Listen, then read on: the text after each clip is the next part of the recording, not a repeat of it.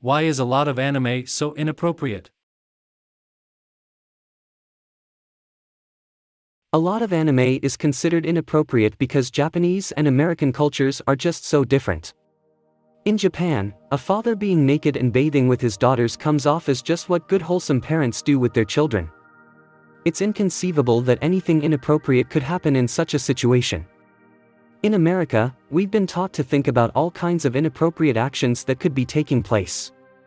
If a father gets naked with his daughters, child services could get called in, those children could get taken away from their parents, and the dad might get permanently registered in a sex offender database. In Japan, magic in anime is understood to be pure fantasy, and it's just inconceivable that anime magic has any reality to it. Each and every child and adult knows that no part of it is real. In America, parents are somehow worried that anime magic could be teaching children how to summon and worship the devil. Anime doesn't shield children from pain and death as much as American children are expected to be shielded. Even in shows for pre-teens, anime characters that get beaten up will bleed, feel pain, and even die. When American cartoons show characters beating each other up, characters often bounce right back. They often keep right on fighting, cracking jokes the whole time. The three pictures are scenes that were called inappropriate by various parts of America at some point. What's perfectly appropriate in one culture can be inappropriate when imported to another culture. All three of those scenes are decades old by now. Over time, some Americans demanded that importers stay true to the original. More recent anime is more often made with an international audience in mind, and internet use has helped cultures move closer together. But a bunch of old anime was considered inappropriate for merely being from a different culture, and the impression of anime being inappropriate just stuck. What do Titanic, The Parent Trap, John Wick, Lord of the Rings and Nymphomaniac have in common? They are all movies. However, you wouldn't show Nymphomaniac to a child, would you, you sick bastard? Generally, people who claim that a lot of anime is inappropriate are not familiar with anime. Like movies, anime has many types and genres. The most common 5 types focus on specific demographic. Kodomomyuk, aimed at children 10 years and under. Moralistic, feel-good stories. Example, Doraemon, Hello Kitty. Shonen, aimed at teen boys, usually action, adventure, fighting heavy. Example, Dragon Ball, Bleach, Naruto, One Piece. Shoujo, aimed at teen girls. Often focuses on romance and interpersonal relationships, a lot of times there is a female lead. Example, Nana, Sailor Moon, Ouran High School Host Club. Seinen, aimed at boys in their late teens and adult men. More violent and psychological in nature, may also contain elements of nudity. Example, Tokyo Ghoul, Ghost in the Shell, Akira. Josei, aimed at older teenage girls and adult women. More mature storytelling, and can be sexually explicit. Example, Loveless, Paradise Kiss. Then you also have different genres: action, adventure, comedy, drama, slice of life, fantasy, magic, supernatural, horror, mystery, psychological, romance, sci-fi, hentai. And subgenres. Game, protagonists play games, card games, board games, puzzle games, virtual online games. Eki, sexual innuendos and abundance of upskirt shots. Demons, monsters, beasts, ghosts, and all other types of demons. Harem, male loser gets adored by a bunch of super hot girls. Martial arts, hand-to-hand combat, swordplay, characters just hitting each other. Historical, typically set in feudal Japan. Hentai, tentacles and all that stereotypical hardcore stuff. Isekai, protagonist gets transported to a different world. Military, pew pew. Space, pew pew but in space. Mecha, Transformers, but cooler and with better acting. Music, you're in a band, Harry. Parody, you need to watch a lot of anime to watch this. Police, underpaid, struggling policemen. Cyberpunk, a glance into, typically, dystopian future. Post-apocalyptic, destroyed world, almost extinct life, aka world post-global warming. Reverse harem, a girl gets hit on by a bunch of hot guys. School, student life. Yuri, girl x girl action. Yaoi, boy x boy action. Shoujo AI, PG version of Yuri. Shonen AI, PG version of Yaoi. Sports, they play sports. Superpower, Marvel, but Japanese. Tragedy, angst and tears. Vampire, cute boys and girls with fangs. Etc. Anime covers wide range of genres, topics and subjects, and each genre and subgenre has its own characteristics that makes it unique. Not all anime is appropriate for kids.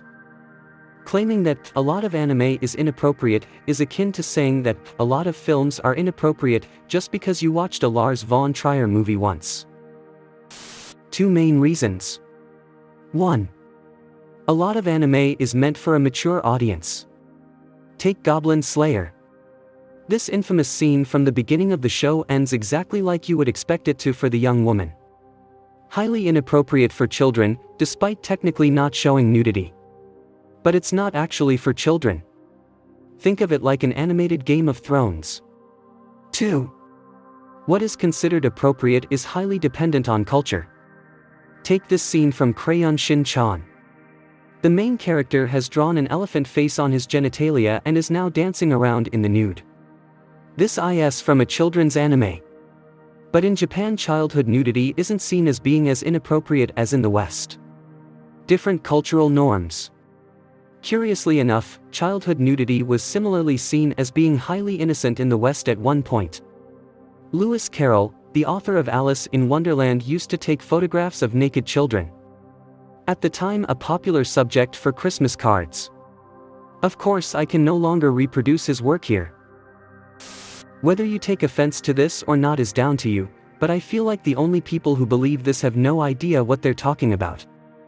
Anime is stereotyped as this weird thing full of porn, half-naked girls and big-titty cartoon characters for losers with no lives. Anyone outside the community with these beliefs generally has never watched more than 2 anime, or not many in the grand scheme of things. They only see the stereotypical stuff. But anime is no different to video games, films, or even books on Amazon. There are so many different genres for different people of all ages. I love The Disastrous Life of Seiki K. I consider it a real masterpiece for its refreshing comedy, style, characters, and plot. It's an anime that doesn't rely on fan service, inappropriate behavior in general, or anything obscene or provocative to get your attention. Sure, it takes the piss out of tropes and makes an absolute mockery of cliches in other shows, but it's classy and anyone, even teenagers, can watch it without parents feeling like it's inappropriate. I can sit here all day writing about anime that are just like this. These anime don't get stereotyped though, because it doesn't help promote the agenda some people have when they claim anime is inappropriate and it's bad for children or whatever their bullshit agenda is. Propaganda is mainstream after all, but the truth is not. And then there are anime that are considered inappropriate because of all the flesh that's exposed, fan service, the characters' outfits, the dialogue, or whatever else that makes something inappropriate. Kill la Kill is one of those anime, more so for an outsider who's ignorant and doesn't understand the deep context of this show. And why there's so much skin in the first place. But that's besides the point. The point is, if you want to watch inappropriate anime, you can. Just like entertainment in general. That's why there's a whole genre called eki. And some shounen and comedy have things that are along the lines of inappropriate, depending on how strict you are with the definition. And if you want to watch something that's thought-provoking, powerful, educational, engaging, or any other buzzword, you can find plenty of that as well. Usually in the psychological, action, seinen genres. And so many others. Anime is about as inappropriate as you want it to be if you go looking for it. And vice versa. Just like regular films, TV shows, cartoons, and video games. Simple as that. As others have mentioned, you have different cultural norms at the root of it. Anime and manga are both storytelling venues that originate in Japan, so they tend to reflect what is acceptable for the range of ages that consume anime and manga. Manga is simply a visual storytelling, or even instructional, medium, and it gets used for everything from cute stories for kids to instructional stories for adults, golfing, cooking, etc. When it comes to anime though, you will see some things in anime that seems to target a younger audience yet may include nudity or some rather insensitive topics. You might find some offensive racial stereotypes or decorative English thrown in which is quite offensive to native English speakers. What you may find offensive is either not offensive or borderline in Japan. It originates primarily in your cultural expectations. In short, that anime was not intending you as the target audience. I have noticed some improvements in this as Japanese society has become more sensitized to sexual harassment and now power harassment. There is a lot of anime that has been around for many decades, and it is entirely possible some shows that once features some prurient content no longer do. In short, you shouldn't for one moment equate Japanese anime with American cartoons. If your small child is interested in anime, then you should do a little homework to make sure what they want to see is appropriate.